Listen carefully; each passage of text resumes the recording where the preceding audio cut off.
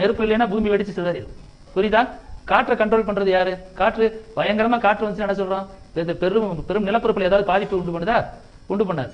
நீரை கண்ட்ரோல், மழை ரொம்ப பயங்கரம் அப்படியே கருத்துக்கிட்டு வருது மேகம், ஒரு காத்து வந்து என்ன சொல்றான், நல்லா கருத்துட்டு வந்துச்சியா மேகம், அப்படியே ஒரு காத்து வந்து அப்படியே அடிச்சுட்டு போயிருச்சியா, இங்க இருந்து சாயல்படி பக்கம் கொண்டு போயிருச்சியா, சொல்றமா சொல்லலையா? இங்க நல்ல மழை பெய்ற மாதிரி இருந்துச்சு, ஒரு காத்து வந்துச்சு அடிச்சு அப்படியே முதலத்துல பக்கம் கொண்டு போயிருச்சு, சொல்றமா சொல்லலையா? அப்ப அது பஞ்சபூத தத்துவத்துல ஒரு தத்துவத்தை அதனுடைய முந்தைய தத்துவம் தடுக்கும்.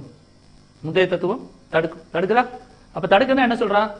அப்ப ஈஸியா கண்டுபிடிச்சல, இல்லைங்கிறத ஈஸியா கண்டுபிடிச்சல, அது ஒரு பெரிய விஷயமே கிடையாது. இல்லைங்கிறது என்ன சொல்றான், யாரு வேணாலும் ஈஸியா சொல்லலாம். யார் ஒருத்தருக்கு இல்லைன்னா அதனுடைய முந்தைய பாவம் செயல்படுன்னு அர்த்தம்.